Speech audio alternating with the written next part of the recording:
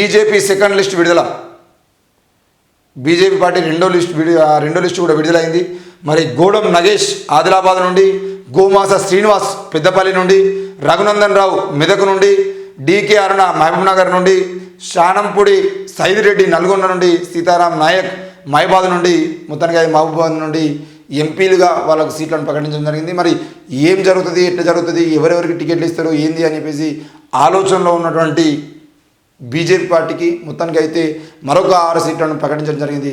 ఇక మొత్తానికైతే దేశవ్యాప్తంగా 72 మంది అభ్యర్థులతో కొత్తగా నిన్న రిలీజ్ చేశారు.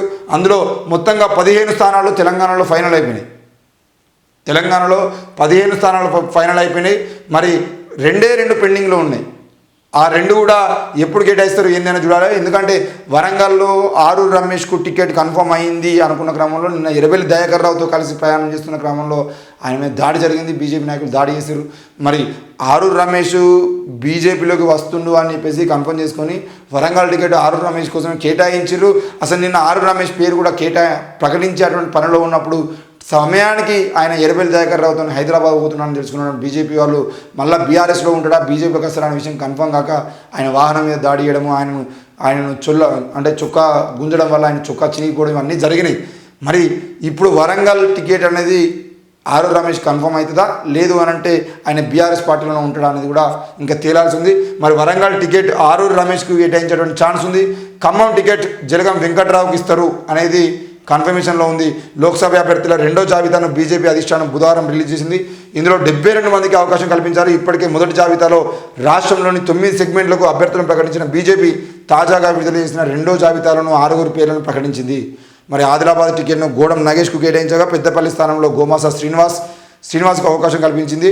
మెదక్ టికెట్ను రఘునందన్ రావుకు, మహబూబ్నగర్ టికెట్ను డీకే అరుణకు, నల్గొండ స్థానాన్ని శానంపూడి సైదిరెడ్డికి, మహబూబాద్ని సీతారాం నాయక్కు కేటాయించింది. మరి పెండింగ్లో ఉన్నటువంటి వరంగల్ అలాగే ఖమ్మం ఆరూరు రమేష్కు జలగం వెంకట్రావు కూడా కన్ఫర్మ్ అయితే అని అంటున్నారు. మరి ఏందో అని చూడాల్సిన అవసరం ఉంది. ఏది ఏమైనా మరి డీకే అరుణ గారికి సంబంధించిన విషయంలో మహబూబ్నగర్లో లాస్ట్ టైం గద్వాల నుండి ఎమ్మెల్యేగా పోటీ చేసి బీజేపీ అధికారంలోకి వస్తే మినిస్టర్ అయితే అనుకున్న క్రమంలో మరి గద్వాలో ఆమె పోటీ చేయకుండా అక్కడ పోటీలోకి దిగినటువంటి కాంగ్రెస్ పార్టీ అమ్మాయిని ఓడించడం కోసం, కాంగ్రెస్ పార్టీని నిలబడేటువంటి మహిళను ఓడించడం కోసం ఈరోజు ఆమె నిలబడకుండా తన అల్లుడైనటువంటి వ్యక్తికి సపోర్ట్ చేసింది అనేది కూడా అక్కడ మా వార్తలు వినబడ్డాయి. మరి కాంగ్రెస్ పార్టీ బీఆర్ఎస్ పార్టీ ఈ రెండింటి మధ్యన పోటీ ఉండే విధంగా బీజేపీ తప్పుకున్నది అనే వార్తలు కూడా వినిపించినాయి. మరి ఇప్పుడు మహబూబ్నగర్ ఎంపీగా నిలబడుతున్న డీకే అరుణ ప్రజలు నమ్ముతారా లేదా? ఎందుకనంటే ఆ డీకే అరుణ విషయంలో మనం చూసినాం, ఎన్నో సినిమాలు ఎన్నో పాటలు కూడా వచ్చినాయి. మరి భరతసింహారెడ్డి బాబు మీరు సల్లంగా ఉండాలనే పాట కూడా మనం చూసినాం. మరి అట్లాంటి గడీల పాలన సంబంధించిన విషయంలో మహబూబ్నగర్ బయటపడుతుందా లేదో అంటే మళ్ళీ మహబూబ్నగర్ సీట్ని డీకే అరుణకు అప్పగిస్తారా, ఏం జరుగుతుంది ఏంది అని కూడా చూడాల్సిన అవసరం ఉంది. మరి గూడెం నగేష్ ఆదిలాబాద్ నుండి ఈరోజు స్వయం బాబురావు ఉన్నటువంటి ప్రాంతం నుండి గూడెం నగేష్ ఆదిలాబాద్ నుండి వస్తున్నాడు. మరి బాబురావు బీజేపీలో ఉన్నాడా లేడా, తప్పుకున్నాడా? ఎందుకనంటే మొన్న అమిత్ షా మీటింగ్ కూడా ఆదిలాబాద్ ఎంపీ రాలేకపోయిండు. ఆయన ఎందుకు రాలేదు ఏంది అనే విషయం మీద కూడా ఇప్పటివరకు బీజేపీ నాయకులు ఒక మాట కూడా మాట్లాడలేదు. మరి ఆయన బీజేపీతోనే ఉన్నారా లేదంటే బీజేపీ నుండి పక్క జరిగేది?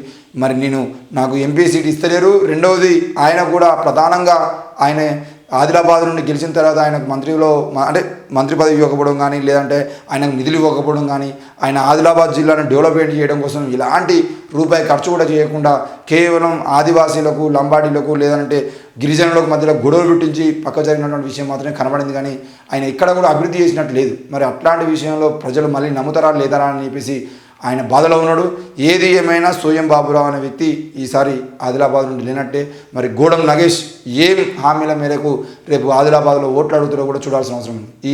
వీళ్ళ ఆరుగురు కాదు, లాస్ట్ టైం వారు ఇప్పుడు రఘునందన్ రావు మెదక్ నుండి టికెట్ తీసుకున్నాడు. రఘునందన్ రావు దుబ్బాక నుండి అక్కడ ఎమ్మెల్యేకి చనిపోతే బై ఎలక్షన్లో గెలిచిన తర్వాత బీజేపీ పార్టీ తరఫున బీఆర్ఎస్ను ఇరకాటంలో పెట్టడం కోసం చాలా ప్రయత్నాలు చేసిండు. మరి ఈరోజు అదే దుబ్బాక నుండి మళ్ళీ రఘునందన్ రావు ఓడిపోయి మళ్ళీ ఎంపీగా మెదక్ నుండి వస్తా ఉన్నాడు. మరి దుబ్బాకలో ఓడిపోయినటువంటి రఘునందన్ రావు మెదక్లో నిలబడగలుగుతాడా లేదా? అటు మహబూబాద్ సీట్లో కూడా సీతారాం నాయక్ గారిని ప్రజలు గెలిపించుకునేటువంటి అవకాశం ఉందా లేదా అనేది కూడా వేచి చూడాల్సిన అంశం.